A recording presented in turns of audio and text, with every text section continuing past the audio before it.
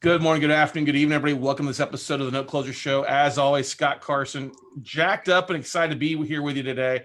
And we've got a very special guest for this episode. We got our buddy Trey Downes joining us from the Your Superior Self podcast. And Trey, if you have not listened to his podcast, you need to go out and check it out because he's just dropping amazing bombs. He got some amazing guests on there. And today we're going to talk about like the 10 pillars of leadership. Trey's got a great book out about that, but I think it's an important thing, especially for us in the note space and the real estate space. A lot of times we deal and struggle with entrepreneurship and mind game and trying to figure out, hey, is the next step we're doing it can be the right one? Or are we double guessing ourselves, second guessing ourselves, definitely. And so I'm really excited to have Trey on there. And if you didn't know who Trey was, like I said, he's the founder of the Your Superior podcast. A podcast that helps you awaken to your possibilities through self-mastery. He started the podcast to help him crush his fear of public speaking, which I know a lot of people have. Now he helps others get motivated to move forward in their lives. So without further ado, man, Trey, we're honored to have you today on the Note Closer Show. It's an honor to be here. Like when you told me and asked me, there was a possibility of coming on the show. I was just excited. I know how successful you guys are over there, and I love what you guys are doing. This is really, truly an honor. Thank you. Well, I love listening to your stuff, and I think what's the beautiful thing is, while there are a lot of podcasts that are being created, stuff like that, there's not, a lot of people are doing a little bit and then not doing anything. You've been cranking out and doing amazing stuff, amazing guests, and you've got a real passion for it too. So that's what I love is us serious podcasters in the space that have a passion for it. They're not quite as, I won't say few and far between, but it's not quite the norm for the most part, right?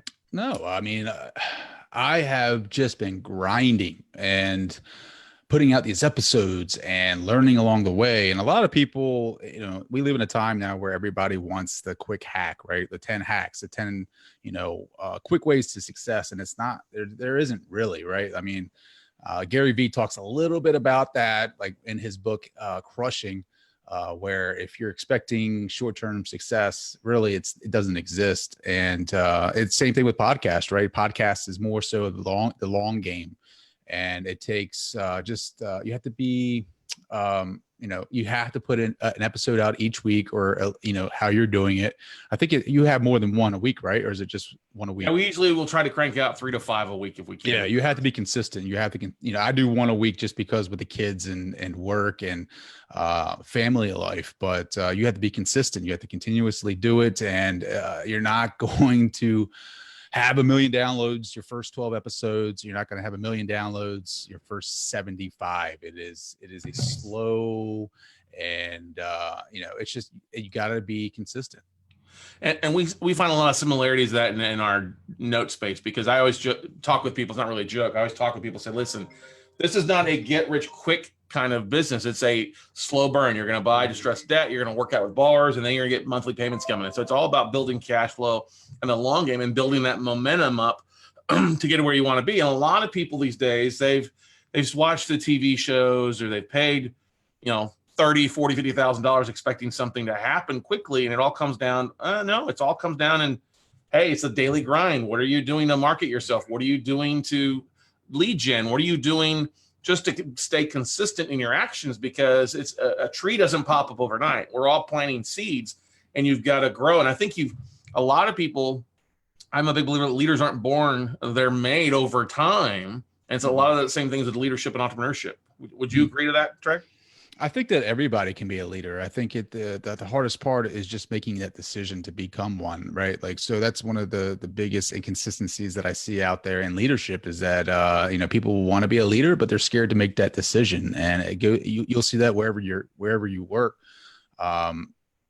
Most of the time, the managers that become managers are the guys or girls that can make decisions, right? And stand by those. And it's just crazy to me to think that people have such a hard time making a decision, and it's really it's not that hard. Just make the best decision that you can and allow yourself to fail, because that's where the growth is, really. Don't be afraid to fail, because you're going to make mistakes. You're just learning as a leader. And the reason why I am doing what I am doing in that leadership realm is because no one really taught me how to become a leader. And I think a lot of millennials like myself are kind of struggling with that, because it's like we are stereotyped as this lazy generation, and it's not fair. And they're kind of writing us off immediately in the workforce. I mean, I think right now we're every 1 out of 3 employees is a millennial. And I think by 2025 we'll make up of, more than that, double that. And we just don't have that mentor, right? We don't have those people that are willing to show us what leadership is. And I've been fortunate enough to experience a ton of leadership scenarios, and I've learned by trial and fire. And I burned a lot of bridges because I thought that a leader was somebody who led, had that emotional fire inside of them and had to lead, be fearful, not fearful, but like fear driven, right? Like to, drive fear in some of the employees and be serious in that stoic look and kind of intimidate to get the work done. But it's not that at all. Like the more vulnerable that you are, like the more influence you gain. Yeah. The whole fire and brimstone Baptist pulpit kind of leadership is different. You got to take a whole different mindset because people are so different than what they used to be. And that's not a bad thing. It's just that, hey, things evolve as we become more conscious of our opinions and thoughts and feelings, stuff like that. You have to, the more vulnerable you can be, the more you can let people inside, the stronger you are as a leader, I believe, as a manager. And people can understand that, hey, okay, he or she's making these decisions based on their knowledge, their expertise, not because they're trying to be an a-hole. They're literally trying to do because they've been down this path before, right? Absolutely. I mean, we have, the older generation, the baby boomers, they grew up watching John Wayne and seeing that type of figure be a leader and, that's, strong, silent type. And it's fading out because we're having this generational change in leadership. And with the change as a leader, you have to change with it. And now it's kind of like the vulnerability, right? Like you're showing that one way to gain influence is to allow your employees to see the human side of you, right? So that immediately once you get that management role, they automatically put you on this pedestal of the boss. I don't know how many times I've heard, hey boss, it's first I'm Trey, right? Like you don't have to call me boss or sir or anything like that. Just call me Trey. And a lot of the times being vulnerable lets them see you in that human light and allows you to gain that trust that sometimes experience doesn't give you. Such good words there. Once you share everybody kind of your background and where you're at, what you're doing and where you're at to where you're at today. Sure. So I am a blue collar worker. I am in the transportation business, particularly in the railroad industry. And I went to college and dropped out, didn't really know what I wanted to do. I'm 3rd generation railroader, and my dad was like, let me help you get a job. So I started at the bottom and worked my way up. And, now I'm going back to school and getting my degree in business. And it's like, I hate to say it, but it's like I had to fail my way to success. And I think a lot of people do that, by the way. But I just saw that there weren't many leaders in my industry, really, because it was like everybody had an opinion, but nobody wanted to step up. And I one day, said to myself, if not me, then who, right? So I was like, I'm going to try to do everything in my power to become that leader that everybody respects. And at first I had to, like I said earlier, I burned a lot of bridges just because I thought, a leader was someone who had to be feared and led by emotion. And the more emotion that you showed, the more that you cared. And it's not that at all. So, we talked a little bit about the pillars. I'll share 5 of them with you. Accountability is 1, communication, motivation, mindset, and systems. The accountability part is made up of, being supportive, allowing failure in decision-making, right? So being supportive is supporting your employees no matter what decisions they make, right? So a lot of people that I've seen in management are just so scared to make a decision because their bosses are immediately on their backs or micromanaging. And it's like, you gotta allow them to fail, one, and you have to be supportive of their decisions anyway, right? So I might not agree with what you did, but I have to back you 100% because that's what good leaders do. And decision making is one of the most important sub pillars that I talk about, because not a lot of people can make those decisions. And the one quick hack to decision making is make sure you have your systems in place, right? make sure that you plan for scenarios that can happen, but also plan for scenarios that might not happen, but you have the systems in place. So when you have something that needs to be, you need to make a decision about, you have the information already written up and ready to go at your disposal. And then when the unexpected happens, you kind of have an idea what you're going to do beforehand. Makes great sense there. Yeah. Decision making is difficult for most people because they don't want to be responsible. Well, I don't know. It's not my job. Well, you know what? If you're leading people, you're in a position, it is your job to make the decision, especially if you're the one with the closest to the data coming in. You have the best knowledge of where things are going or what the situation is. Mm-hmm. Yeah, one of the biggest things that I'm proud of the fact is I've got employees that work for me, and I tell them, listen, you've got decision-making power. If you see something in the first 90 days, they're working with me, hey, you've got $100 to $200 decision-making progress. Okay. Mm-hmm.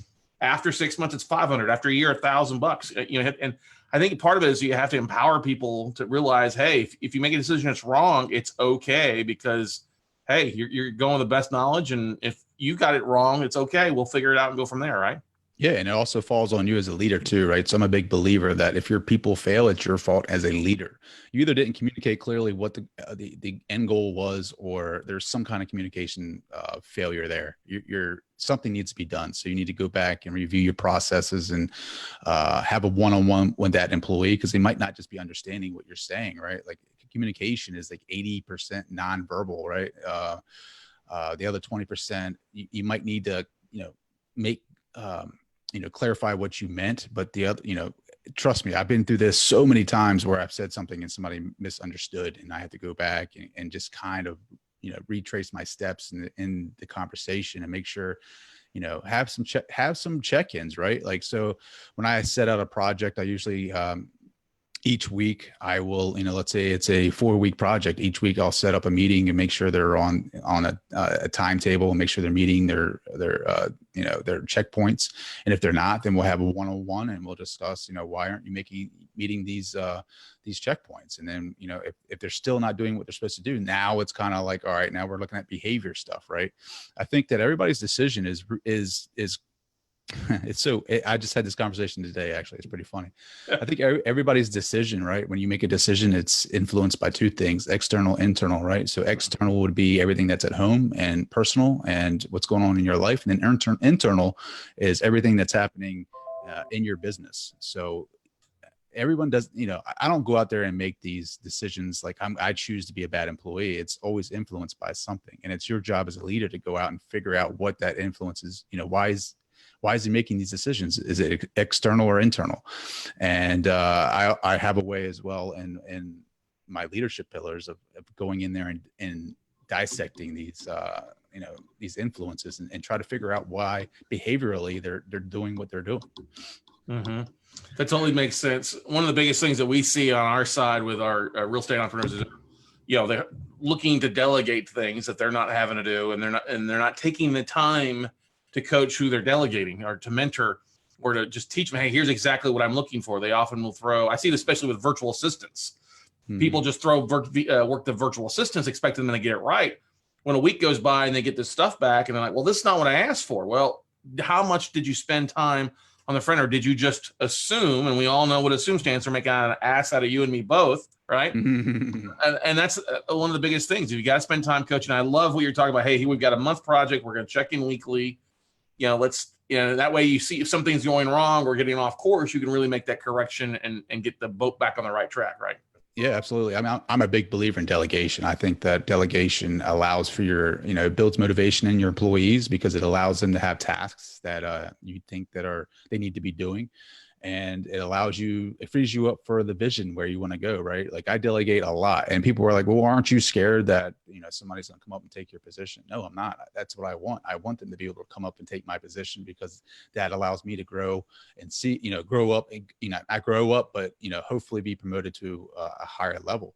You don't want to, kind of box yourself into, a position where they can't do it without you. You want to be able to bring your employees up to where you're at. And that's just one way of doing that. And delegation is, I believe wholeheartedly that's the way, to help your employees grow. Yeah, that's a great point. What's the second pillar or the second nugget there on leadership that you like? So motivation, right? So information flow, mentorship, and self mastery. And this is to, this is for your employees. This is to help them stay motivated in their job. Information flow is just being honest with them and allowing them to know what's going on in the organization. What you get from the top, pass it down. And you have to be, to me, to build that trust and to gain that influence, you got to tell them everything, really, right? I mean, there are some things that you can't really say, but for the most part, in general, I think information flow is huge, in that you should be telling them pretty much everything, unless it influences them directly. Mentorship, you gotta help them with their careers. Like, you got to take time out of your day to develop them. If they're weak in a certain area, don't talk about them behind their backs to other employees and to your counterparts. Like, take the time to develop them. Like, you put them in some online courses, get them LinkedIn courses, like, grow them as a manager. That's what your job is. I hate the word manager, because I feel like a manager just manages the situation, but the leader leads the vision, right? Like, you got to lead that vision. You got to help them, mentor them to be the best employee that they can be. And I just really hate when people talk about, these management positions that they get into, or they get promoted to, and they start talking about their teams, right? They say, oh, I inherited this team, and it's like, they're not the best. Well, guess what? They hired you for the job. You're getting paid the big bucks, and it's your job to develop these people. And you got to really take an interest in them, and you really got to, mentor them to, point them in the direction they're supposed to go. That's why you delegate, right? You delegate your stuff, so that way you have the time to back up and mentor them and put them in the right direction.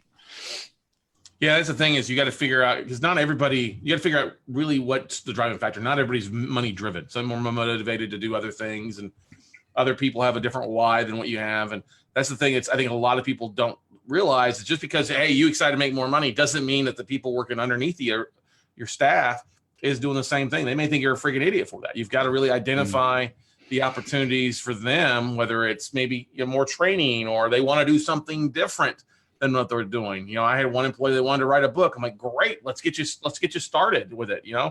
Let's take a class for you. Or let's get you online, with marketing. Or one lady we had working for us. Well, I like what I'm doing, but I'd like to get my real estate license. Great, let's figure this out. What's it going to cost, and get you started taking those classes, so you can hit that goal in 2 years, 3 years on a part-time basis or whatever. It's all, one of the best books I think that really dives into more so than anything else is the love languages. What's your love language? And then also, I think in the real estate industry, I think Keller Williams is one of the best for having the DISC test, the personality tests, to help identify those things. So I think if you can dive into what somebody's true motivation factor and where they fall on that personality stuff, those are two really critical factors to help you kind of identify those opportunities, right, Trey? Yeah, absolutely. I think you hit that spot on. I think, the motivation part is huge, right? I mean, if I help you, Scott, do what you got to do, if I help you grow your business, or I help you, be a better manager, like, what is that going to do for you, right? It's going to build your motivation in my company. It's going to build my influence with you. So when I ask you to do tasks, you're going to do it with high motivation, and you're probably going to do a pretty good job at it. It's all about the employees and treating the, I have the, it's customer service and employees, and then me, right? So customer service comes first. You always treat the client with the best customer service or best customer experience. And then you treat your employees right after that, right? Like the best, you treat them the best way that you can. And by doing the mentorship, by helping them with their career, I mean, you really are gaining that influence with them, and you're helping them, helping them as an employee grow. And it just gains so much trust. And that just goes back to the experience part, because sometimes you go into a new leadership role and you don't have the experience, right? You might come from outside field, and you're coming into a new company, and people are looking at you like, who's this guy? Like, who do you think he is? Well, you could, for the first month, what you want to do is just set up some observations and see how things are running, and introduce yourself and get connected personally with these employees. And you want to meet them and see what makes them tick. And that's when you start, that's a whole nother chapter I'm writing about, by the way, is like coming in and being able to, immediately influence, even though it's a new company. But it's just taking the time to know the employees and who they are personally, right? Like, that's another section, right? Like, go outside, like I do this sometimes. Like, I'll we'll do like a team building session. And my brother-in-law, Joe McClinsky, he does this. He has a company called Shift in Baltimore, and he's been voted best place to work like every year because they go on these like little retreats and they do things together. And I've learned this from him where he'll go out in the park, they'll do yoga, they'll go out and do different things together as a team building experience. And you would be so like, I guess you shouldn't be surprised, but you would be amazed by the camaraderie that it builds with people, right? The trust that it builds inside that team. And when they're clicking on all cylinders as a team because of these events, man, productivity goes through the roof. I would not doubt that. I could see that they're doing different events because some people, especially you say, oh, some people are going like maybe they want to go see the Orioles play. So some big people fans about baseball, or go and see the Ravens, some bigger football fans, or going and doing yoga in the park. Some people more fitness fans, but getting everybody involved. Now you have shared events, shared stories, shared camaraderie versus just focused on what the boss wants to focus on every time. You know what I mean? And that's it.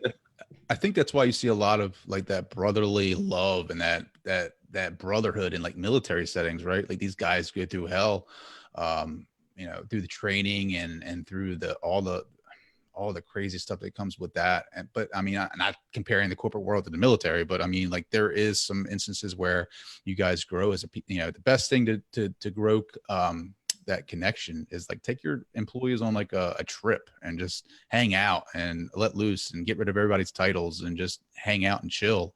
Have a barbecue, do something, have a couple beers, like do something where you guys could connect. And I guarantee it, when you get back, that connections would be a heck of a lot stronger than what it was.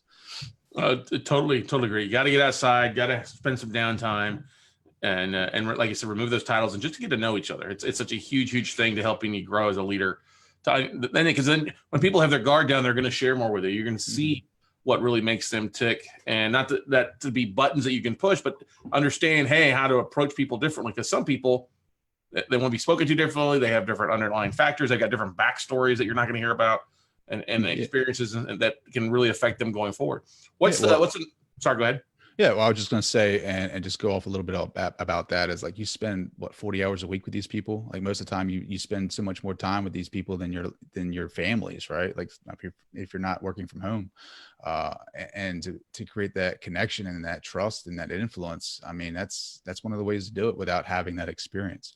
But going back to another pillar, communication, right? Like a lot of, that sounds kind of basic, but you would be surprised. I mean, transparency, right? Like I think the more transparent you are with your employees or transparent with whomever you want to be a leader to is the best way. Don't hold back, be completely honest. Say what you mean. I have one of my core values is self-integrity. Like if I tell you I'm going to do something, I'm going to do it. If I don't know the answer, I'll tell you I don't know the answer and I'll get back to you. But you have to be transparent. You could really get somebody, in a jam if you go out and tell them the wrong information, especially if you're doing something financially. Feedback, right? Like give them feedback, let them know how they're doing. If they're not doing the proper, the proper job, or they're not doing it sufficiently, like make sure that they know that helps them grow. Like I hate it. Like it really fires me up when I just hear managers bashing their employees about how terrible they are. But my question is always back to them is, are you talking to them? Are you like giving them some type of development plan? Like, what are you doing? You can't just bash them and walk away. Like it is your job as a leader to develop them. It's like, you should care about these people. I just read Phil Knight's book, Shoe Dog, and I agree so much with what he's talking about. He's like, if business ever becomes just business, it's time to go. Like I mean, that's just my philosophy. All right. Like, there are some decisions where is business and, there are going to be business decisions, but when it comes to people, I don't believe in that business is just business. But going back to communication, like right now, you and I are having a conversation. Like if I'm in a meeting with an employee, put the phone down and concentrate, put the laptop down, get off your emails, look them in the eye, have a conversation, connect, be there, be present, be where your feet are.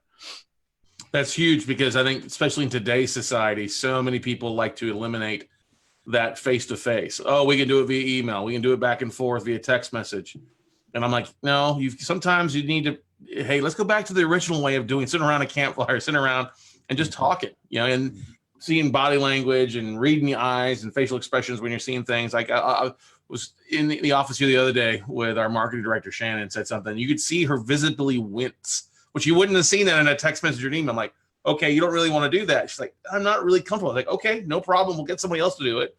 I want you focused on things that you're comfortable doing and rocking and rolling and go from there. But that's such a huge thing. Be present. That's not only in an employer setting. That's really anywhere, I would say too. Right, Trey? Yeah, absolutely. I mean, even if you're doing sales, like, right, if you're buying from someone, you want to be present there in the room, because I mean, you're going to pick up some body language, you're going to pick up some type of vibe from them. You might be able to get out of a bad deal if you're in the room with them, and you can see what type of person they really are by just being near them and just feeling their connection and their energy. Like every time everybody wants to do the Skype now, but it's just like we lose a little bit of ourselves when we do those types of things. We lose a little bit of our employees. I know sometimes people have big territories, and but make an attempt to go out and make a trip, right? Like once a month, go out and see all your employees, but regardless of where they're at, they might be in a different state, but go make that human connection. You know how much more respect they'll gain for you. They'll be like, man, they really care. They're coming down and they're actually spending the day with us, hanging out. Like that right there surprises them, because the first thing that employees say to you when you show up is like, man, nobody ever comes sees us. Well, I'm here now, so let's hang out. That's the truth. Nobody comes sees us. We're in the tundra of the Yukon.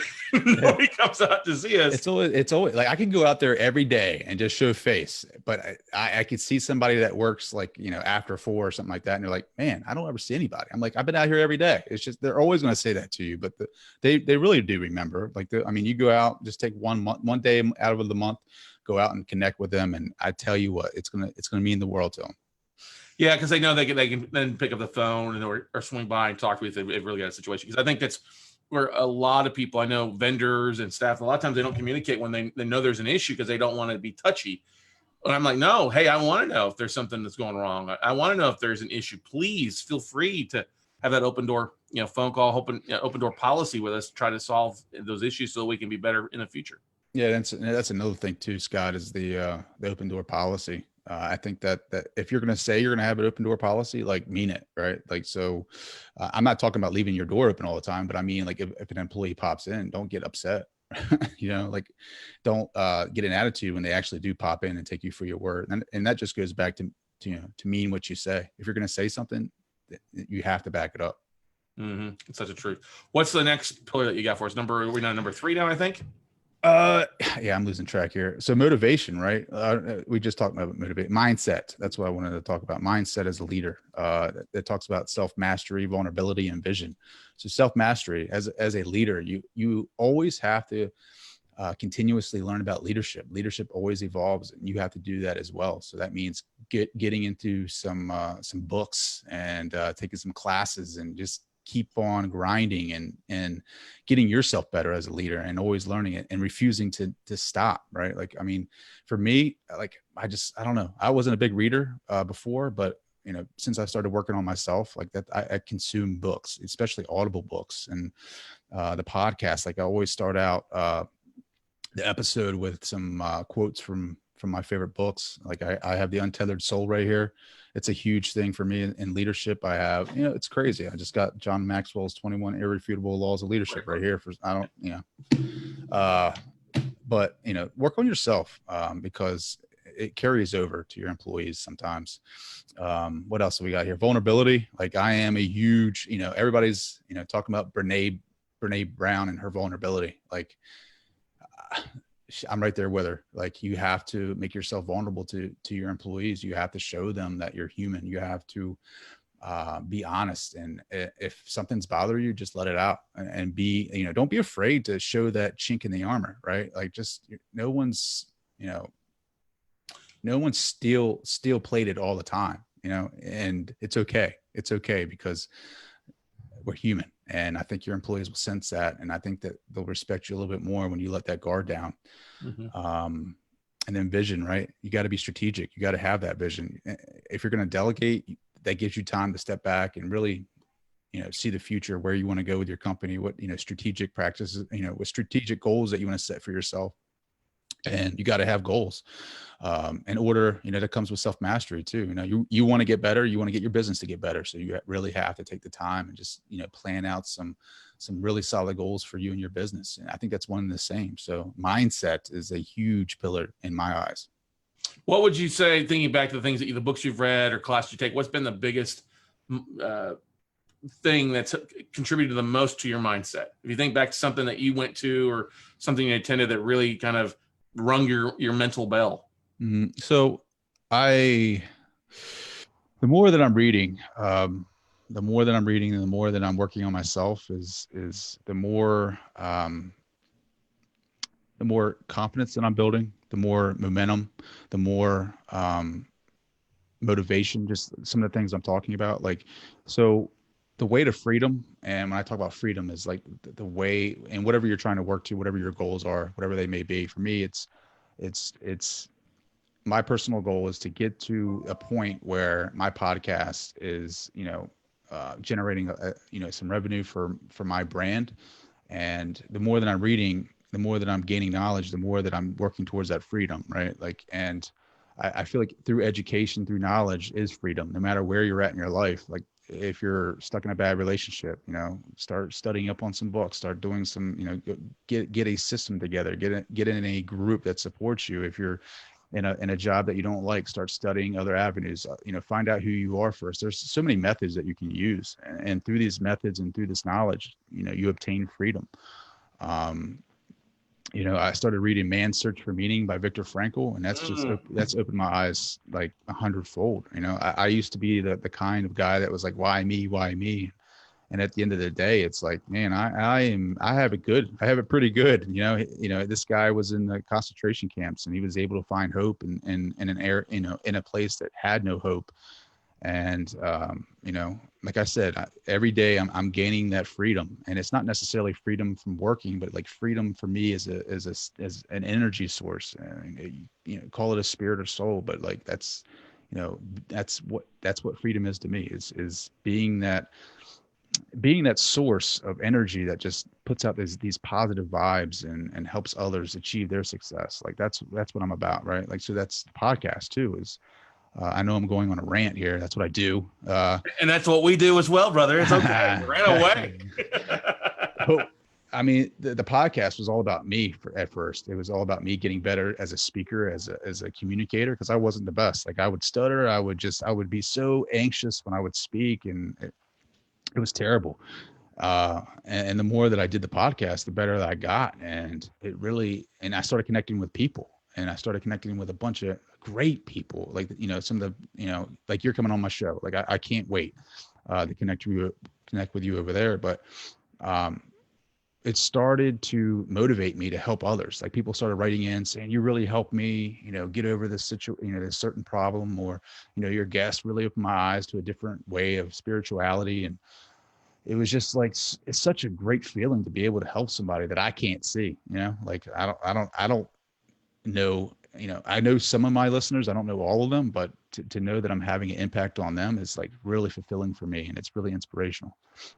Yeah. That's the things that I think people don't realize, is sometimes this grind of cranking out episodes each week, sometimes it's like, oh, is anybody really listening out there? Right.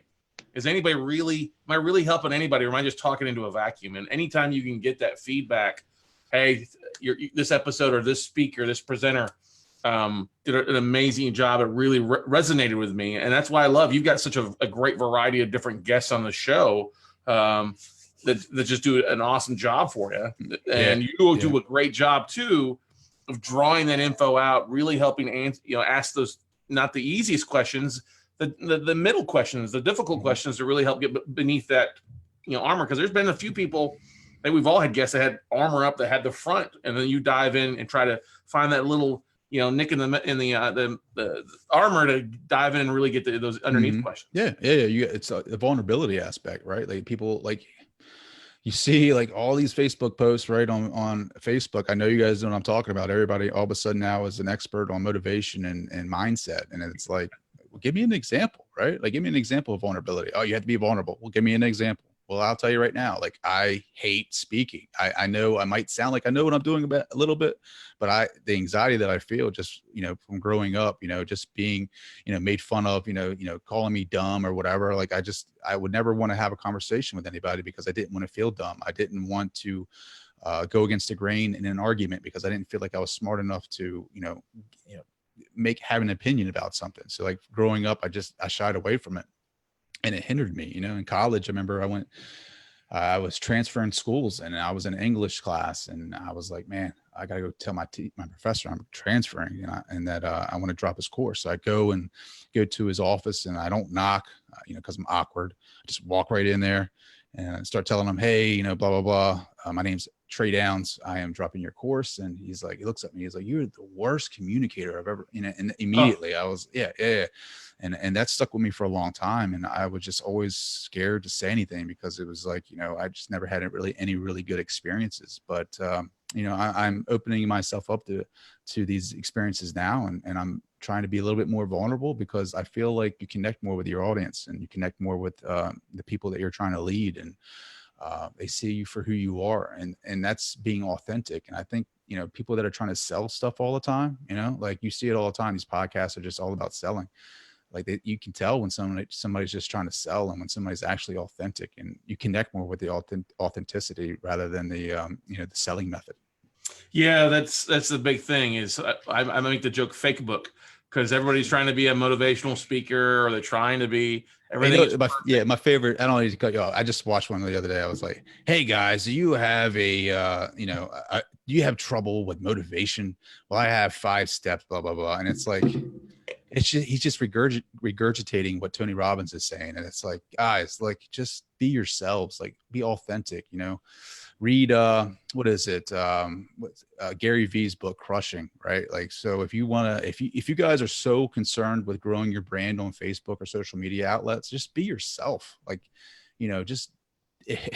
just set up a camera and film yourself. Don't worry about being the expert on motivation. Because I mean, if you're not, you can't read, all these books on motivation and be the guy unless, you actually, mean it, right? You have to have that authenticity. I love Gary Vee, but there are too many Gary Faker Chucks out there. You know what I mean? You like that one, dude. Gary. Or I think I've coined the term the douchepreneur out there. Well, it's true. It's just like, everybody wants that success and they want to, like, I was a follower back in the day. Like when I was in high school and college, like I was a follower. I didn't know what success was. I didn't know for me, like, our tribal minds, like we don't want to go against the grain. We want to go with everybody else. I didn't know what I wanted. Like, it was just like, I remember one time, this is so funny. Like, I don't know if you guys remember PacSun back in the day, the surfing outlet store, or whatever it was.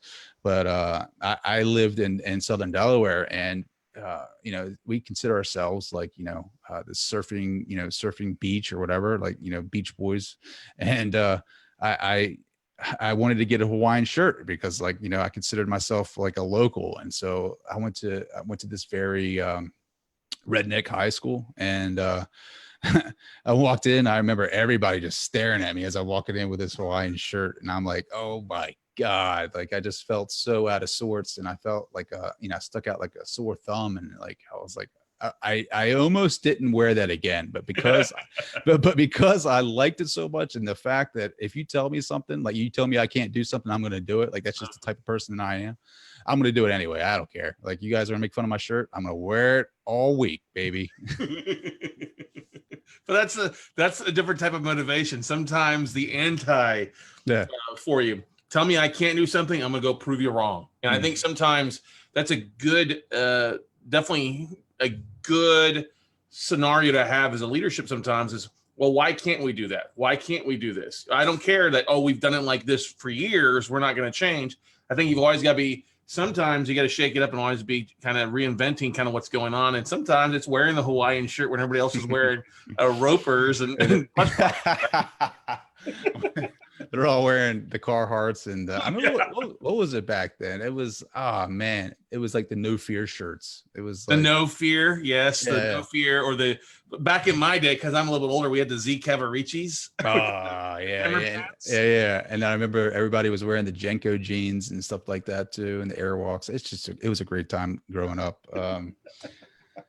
But yeah, I mean, going against the grain, having that courage, like to go against it. And I think a lot of people are seeing other people's success. They look at you, they see your success on a podcast. Like, I could do that, like everybody's got a podcast now. But, the reason why those other podcasters, fade out is because they don't have commitment. It's not their thing. They're not passionate about it. Like, and that comes to light when you start getting challenged a little bit, and but that those hard times and those challenging moments is what makes you what do I got up here?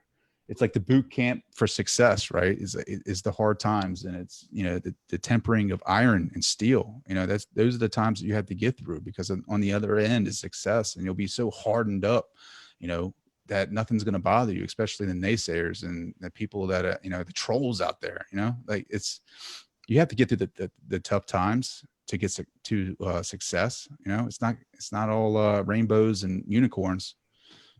It is not rainbow and unicorns. One of the, do we hit 5? Or were you going through the 5? Or we have one? My last one's systems, and this is, I think it's the last one. Yeah. For 5. But delegation, like I was talking about, sightline management. Can we just stop doing that? Can we just allow a little bit of, space in between us and our employees, and let them do their things, and not, call them every 5 minutes? Hey, what are you doing? Hey, what are you doing? Let's just give them some space and allow them to do their jobs, because that really challenges you as a leader. Like, it really, you really find out what you're made of, as far as you want trust, you got to trust them a little bit. Avoid the micromanagement, right? Oh man. And then the other system part is weekly meetings and check-ins. Like each week, Monday morning, have a 10 a.m. conference call with your team, wherever they're at, and see what they did this week and see what they did last week, and just check in with them, see how they're doing. If they're not doing what you want them to do, have a one-on-one meeting, and just make sure you have these systems in place, so that way you can monitor from afar, not sightline management, but from afar, what they're doing. You want to be far enough where they feel like they can do what they want, but you still have a hand in the pot. That's good stuff there, for sure. Delegation and systems are if there's no system, start taking the time, get your staff employees to help you write those systems. I mean, that's especially important here on the real estate side. So many people are control freaks. I think a lot of people struggle besides just being real estate or entrepreneurs. And so when I tell people, like, listen, if you've got staff, start putting those systems in place. Start putting, hey, here's what you do when you get this. Here's a step by step, because that will save a lot of time in the long run. If those people leave, that you now can redelegate and put the systems in so that it helps you train your staff better. Because a lot of people will avoid hiring somebody, hiring a VA, hiring an assistant, because they can't afford, I can't afford it. I don't have the time to train. And I'm just a huge advocate that the number one hire anybody can have is to bring on that first employee, that first assistant, to take so much off the leader's plate of things that are little things that eat up our schedule. Because we all have 24 hours in a day, but those things that aren't, that you should not be focused on. Like, you should, if you got to run to the bank, have your assistant go pick up the dry cleaning, go cup coffee. I get that those are little small things, but it's also like, hey, here, print this, get this figured out, call this person, let's get some stuff scheduled. Because we only have so many hours of the day. And if you're the one doing all these little things, you're the biggest bottleneck to you being productive and being a better leader, right? Yeah, absolutely. It's like the captain of the ship metaphor, right? Like, you don't see the captain down in the boiler room shoveling coal, do you? No, he's up there on the whatever you call it, the wheel. Wheelhouse. Wheelhouse. He's up in the wheelhouse, and he's charting the course, and he's up there making sure that we guys don't hit icebergs.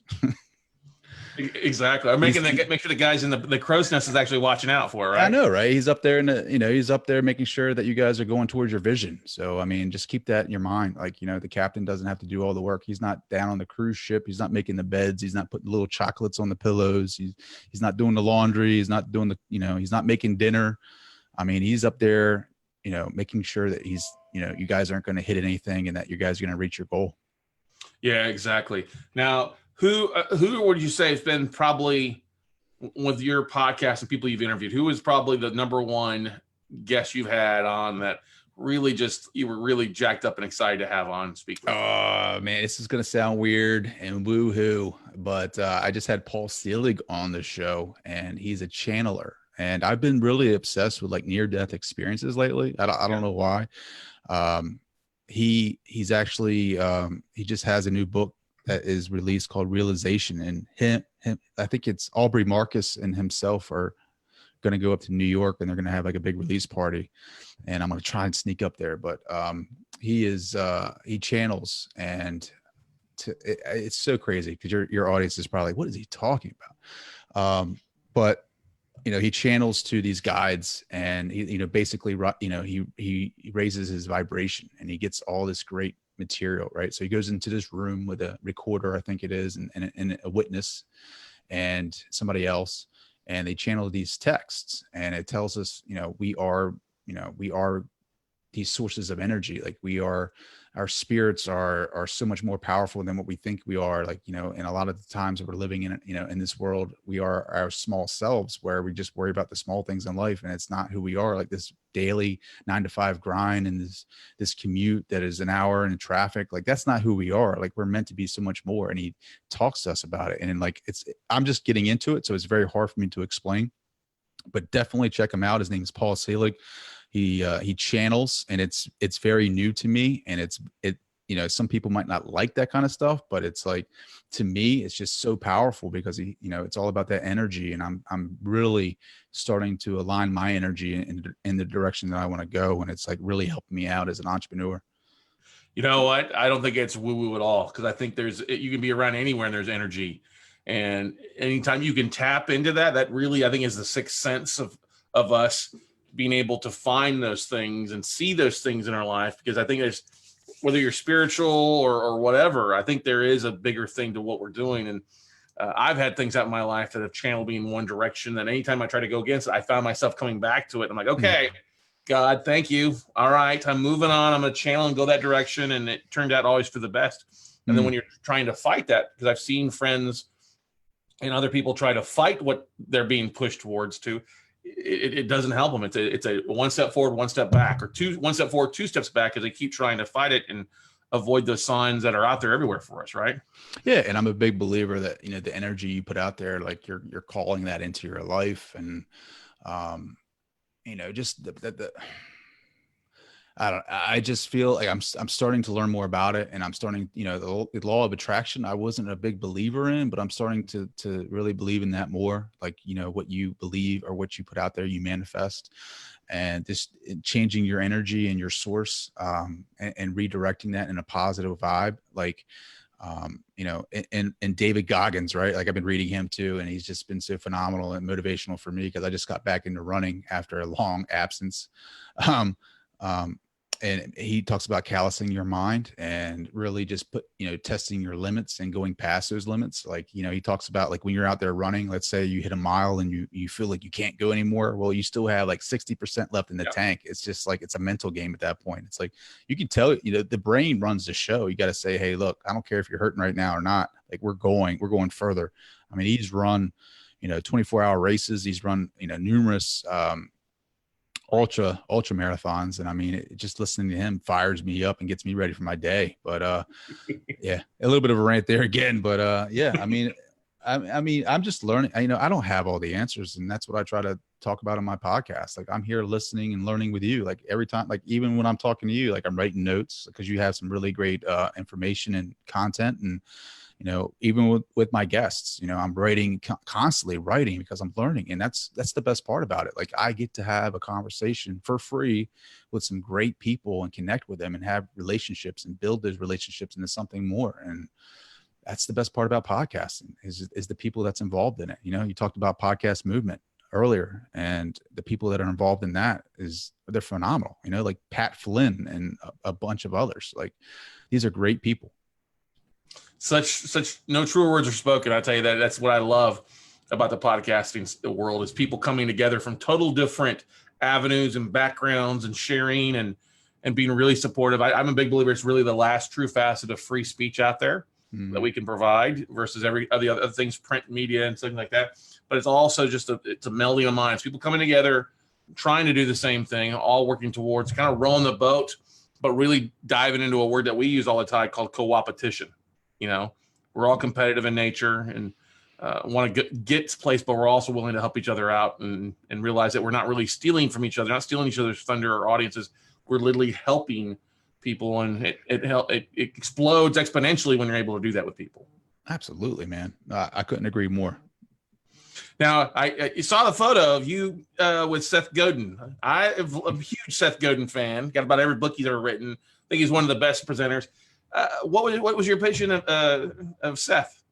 So he did a talk at Cadre Con, which is my brother-in-law helped me get to that. And he it's so crazy because he gets up there and he has like a 10-minute spiel about, marketing.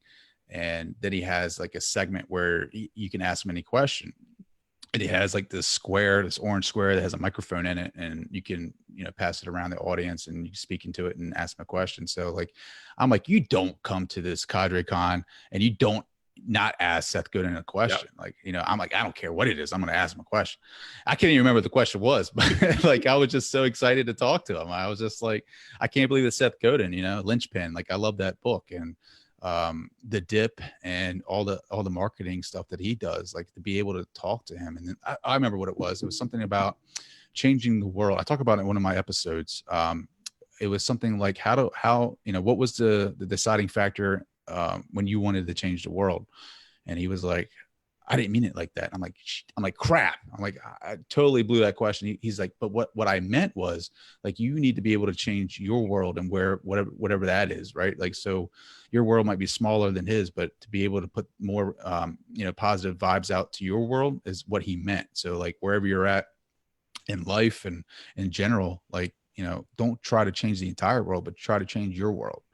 And I was like, whoa, mind blown. But like, I was able to get up and talk to him after his talk. And I was just, mentioning him that I've been wearing him out on the emails. And thank you. I told him, I was like, I appreciate you answering. He's like, because he answers all of them. Like, it's crazy. Like, I mean, out of all the emails that he gets a day, he told me he gets like 20,000 a day or something like that. Like he answers almost all of them. Wow. That's phenomenal. Well, that's what I love about it. Kind of straightforward and always got a different take on marketing and what life is. I think Tribes is one of the most influential books I've ever read out there. I've always kept it in mind with what we're doing here and what podcasting is. There are tribes. We all have tribes, looking for leadership. And so whether or not you want to be loud, because in the absence of true leadership, people listen to the loudest person. And I love what you're doing with your Superior Self podcast there, Trey. You're really being a leader. And not only providing great content and interviewing great people, you yourself are also being a leader and helping people out there. Amazing. Well, that means a lot. And I really do appreciate the support and you having me on the show. This has been awesome. What's the best place for people to connect with you, Trey? So they can find me on my website at yoursuperiorself.com. You can check me out on Instagram at tdowns80 and on Twitter at downstrey. You can, hit me up over on the website. That's where a lot of people send me messages, sign up, and I'll send you over. I think it is a 10 tips on leadership immediately. And then you can sign up for my, get on the email list, and I'll send you all the episodes right in your inbox. A little something you taught me there.